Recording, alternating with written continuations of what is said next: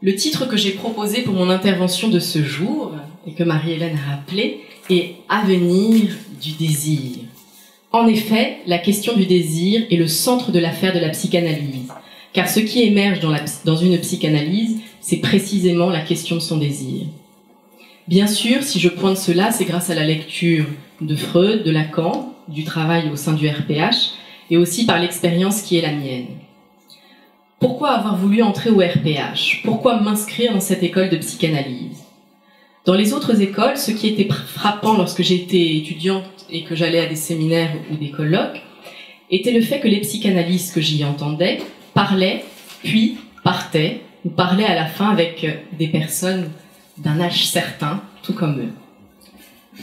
J'ai pas osé dire vieux croulant comme Mathieu ce matin, mais bon, je prends. Alors certainement que je m'inhibais, mais je ne savais pas comment aller leur parler, même si je restais un petit peu à traîner à la fin vers eux. Le premier colloque du RPH auquel j'ai assisté en fut tout autre. La qualité était aussi au rendez-vous, et Fernando de Amorim est venu me parler, et pas pour ne rien dire, mais pour m'interroger sur mon désir clinique. Quel avenir j'envisageais, et si j'étais prête à me mettre au travail. Tout cela avec bienveillance et énergie, mais sans perdre de temps par des détours inutiles, droit au but, et ça a fait mouche. Je suis repartie enjouée, et je suis donc revenue au RPH après une rencontre avec le secrétaire général. Et je suis devant vous aujourd'hui. Bien entendu, je continue à travailler parce que je repère, même si ça a parfois du mal à rentrer, mais j'y travaille sur le divan, que ne pas travailler, ne pas avancer est du bon pain pour nourrir ma résistance, et qu'indéniablement, c'est source de souffrance.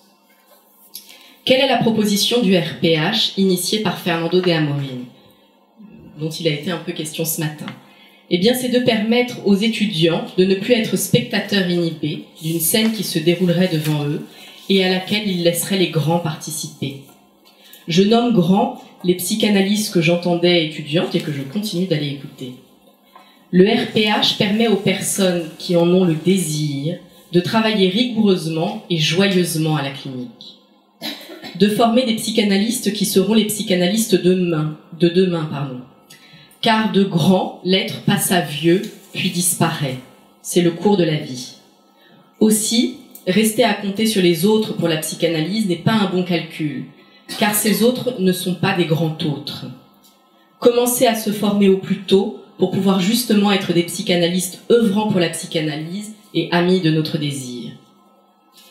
Dans la tradition des indications formulées par Freud, mais aussi par Lacan, le RPH suit une proposition donc de former au plus tôt les futurs psychanalystes et de venir nourrir le désir plutôt que de l'étouffer. Mais aussi, le RPH propose de permettre la rencontre psychanalytique pour le plus grand nombre. Voici ce qui est proposé, de permettre la rencontre de deux désirs, celui du clinicien et de l'être en souffrance. Et ce que cela peut faire naître, c'est une psychanalyse. Bien sûr, pour ce faire, il y a du travail à fournir du côté du clinicien, mais justement, cela œuvre pour la psychanalyse. Et il y a aussi du travail à fournir pour le psychanalysant, bien sûr. Il y en a quelques-uns qui veulent plomber cette expérience, peut-être parce que cela fonctionne, et non ami de son désir, l'être n'est pas forcément enclin à ce que cela fonctionne. Je dis ceci sans jugement moral, mais le jugeant sévèrement de la part des personnes engagées avec la psychanalyse. Cela du fait de ma pratique, encore au travail, de psychanalysante. La haine a en effet à se voir sur le divan, plutôt que de se déverser sur la psychanalyse créative et vivante. C'est notre résistance à avancer qui peut nuire à la psychanalyse. Que nous soyons psychanalystes, supposés psychanalystes ou muets par le désir de devenir psychanalystes. Lorsque nous résistons, alors notre rapport avec la psychanalyse devient tourmenté et mou, plutôt que d'être dynamique et joyeux. Il est de notre responsabilité de construire l'avenir de la psychanalyse et pas juste d'en rester au passé, à savoir compter sur les autres ou le grand autre non barré. Cette responsabilité, c'est une responsabilité vis-à-vis de notre désir. Faire vivre la psychanalyse par la clinique quotidienne, la psychanalyse nous faisant vivre quotidiennement, et prendre soin de bien dire quand nous en parlons. Cela s'apprend. Comme le dit très bien le dicton, c'est en forgeant qu'on devient forgeron. et je rajouterais non en étant spectateur inhibé. Fernando de Amorim emploie l'expression de forger des psychanalystes. Pour forger le fer, il faut le faire chauffer pour qu'il y ait une souplesse et qu'il soit possible de le travailler. Les cliniciens du RPH ne sont pas lancés dans les braises ardentes du four, mais soutenus et responsabilisés en nourrissant le feu du désir.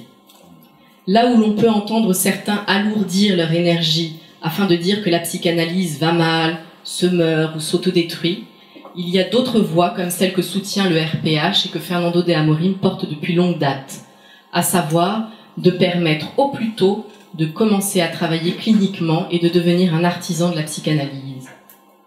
Nous avons une responsabilité par rapport à notre désir de le faire grandir. Mais lorsque nous sommes engagés dans la clinique, nous avons aussi une responsabilité par rapport aux personnes qui viennent nous rencontrer, à savoir ne pas saboter le travail. Le divan est le lieu le plus adéquat pour tenir lieu de garde-fou. Le repère fondamental, me semble-t-il, pour l'avenir de la psychanalyse est celui du désir. Un désir passé par les mailles de la castration symbolique et non un désir imaginaire teinté de haine et de destructivité. La psychanalyse est née du désir d'un homme, puis de quelques autres. Voici un repère fondamental pour l'avenir. Un désir porté par un sujet, cela compte. Merci.